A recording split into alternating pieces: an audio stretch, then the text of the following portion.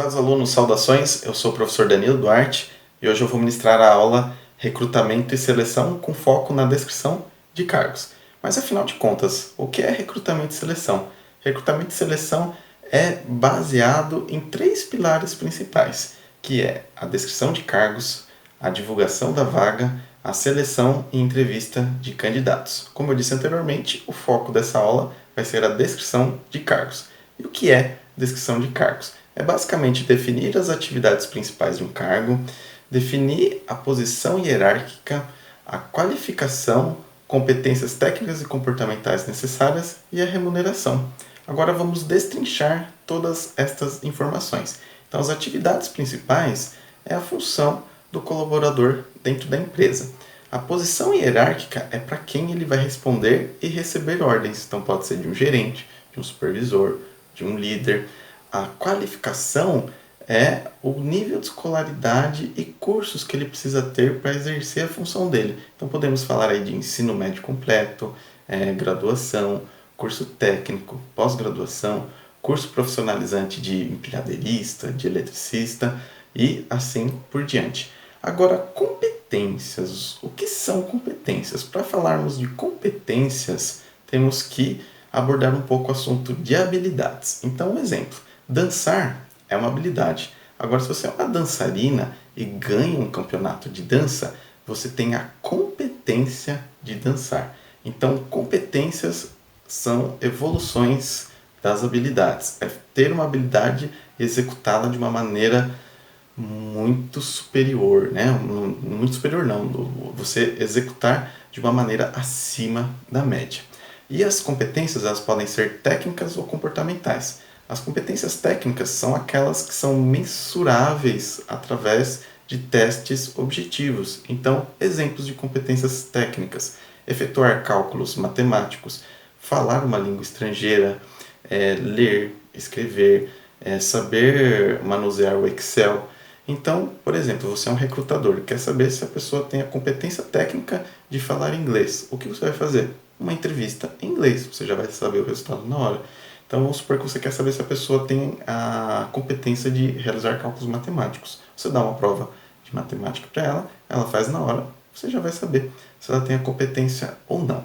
Agora, as competências comportamentais, como por exemplo, liderança, predisposição a assumir riscos, comunicação, inovação, já são um pouco mais complexas para você avaliar se o candidato tem ou não essas competências comportamentais. Então, geralmente, aí, o recrutador ele vai utilizar de dois artifícios. Ou ele vai aplicar em um teste de personalidade ou dinâmicas individuais ou em grupos. Geralmente, os testes de personalidades aplicados nas grandes empresas são os testes de Myers e Briggs.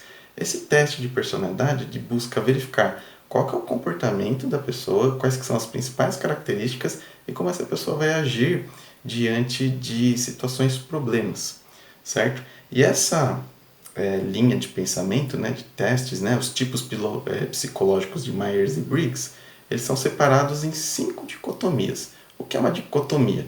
Ou você é uma coisa ou você é outra. E quais são essas dicotomias dos tipos psicológicos de Myers e Briggs? A primeira é se você ou é extrovertido ou você é introvertido.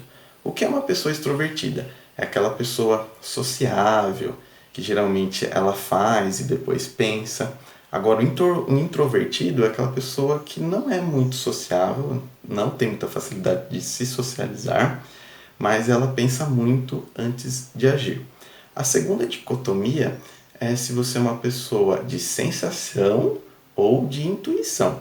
A pessoa da sensação gosta de trabalhar com dados concretos, confirmados. A da intuição é aquela pessoa que ela vai fazer um pré-julgamento, ela vai supor fatos. Então, ela geralmente vai trabalhar com dados e informações incompletas. A terceira dicotomia é se você é uma pessoa do pensamento ou do sentimento. A pessoa do pensamento ela é extremamente lógica. Então, ela no RH, por exemplo, ela vai optar por demitir a pessoa que tem menor produtividade.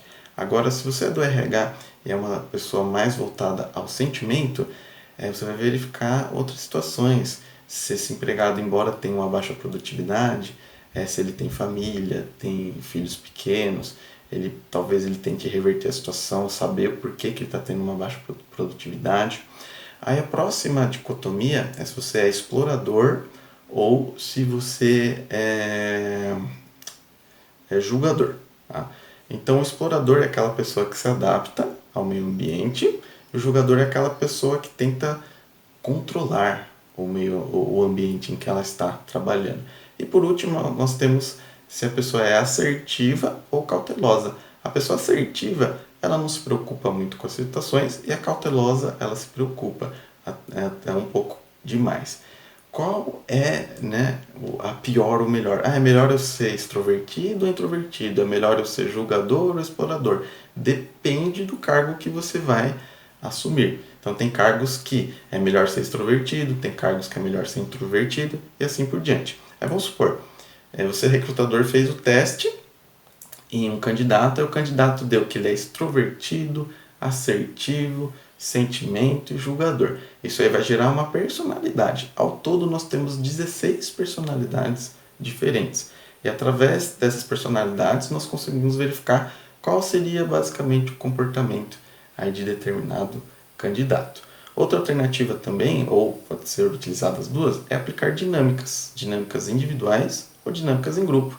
Então, um exemplo, você quer verificar se a pessoa tem o comportamento de liderança. Você faz uma dinâmica com um grupo de 5 pessoas para fazer uma torre de macarrão mais alta que conseguir. Então, dentro daquele grupo de 5 pessoas, você vai verificar qual pessoa vai tentar liderar ali o grupo, quem é mais extrovertido, quem é mais introvertido, quem é mais julgador, quem é mais explorador e assim por diante. Agora vamos aí fazer um exemplo prático de descrição de cargo. Então vamos supor que nós vamos fazer a descrição de cargo de uma vendedora de roupas femininas. Então você, funcionário aí do Recursos Humanos, vai fazer aí a descrição deste cargo. Então, principais atividades de uma vendedora de roupas femininas. Primeiro, atendimento ao cliente. Segundo, vender as roupas. Terceiro, armazenar e passar essas roupas. Quarto, parte de cobrança. Então, o cliente decidiu comprar, você vai ter que ir até o caixa com o cliente, verificar se vai pagar em dinheiro, cartão, etc. E quinto, cumprir metas de vendas de roupas. Então, essas são as atividades principais. A posição hierárquica, para quem que essa vendedora vai responder? Provavelmente aí para o gerente da loja. Qualificação necessária, pelo menos um técnico em vendas ou em administração. Agora a parte de competências técnicas e comportamentais. Competências técnicas, tem que entender, né, de marcas, quais são as principais marcas de roupas femininas. Então nós temos, por exemplo, a Dudalina, agora me fugiu aqui outros exemplos, mas a Dudalina é um exemplo de marca feminina. Agora outras competências técnicas, conhecer a qualidade dos fios, a espessura dos fios. Então, se você vende roupas sociais, então nós temos fio 40, fio 80. O fio 40 é mais difícil de passar, o fio 80 é mais fácil e, consequente, é um pouco mais caro. Então, essas aí são as competências técnicas. Agora, as competências comportamentais. Então, tem que ser uma pessoa comunicativa, proativa, sociável. E como que a gente descobre isso? Através das dicotomias do Myers e Briggs. Então, portanto, essa vendedora tem que ser extrovertida, né? Que ela tem que ser sociável. Na parte aí de sensação e intuição, ela tem que ser mais intuitiva, porque ela não vai ter todos os dados completos do cliente. Ela meio que vai ter que olhar o cliente e saber mais ou menos o que ele quer, através de poucas palavras que ele vai dirigir aí para o vendedor. Na relação entre ser pensamento e sensação, geralmente tem que ser mais sensação, para ela fornecer uma experiência diferenciada para o cliente. Se ela for só no pensamento na lógica, a cliente vai chegar, eu quero uma camisa. Aí você vai lá, mostra a camisa, pronto. Agora, se você for mais da sensação, você fornecer um bom atendimento, você pode oferecer uma calça, um cinto, um sapato e assim por diante. Na questão de ser julgadora ou exploradora, o ideal é que seja mais exploradora, porque ela vai ter que se adaptar a diferentes clientes com maior poder aquisitivo, clientes com menor poder aquisitivo, etc, etc. E no fim, ela tem que ser mais assertiva ou cautelosa? Geralmente cautelosa, porque ela vai ter que cumprir metas. Então, fizemos aqui a descrição do cargo. E o próximo passo é divulgar a vaga, né? Nós procurarmos candidatos que se enquadrem nessas características, mas isso já é assunto para a próxima aula. Então, muito obrigado, pessoal.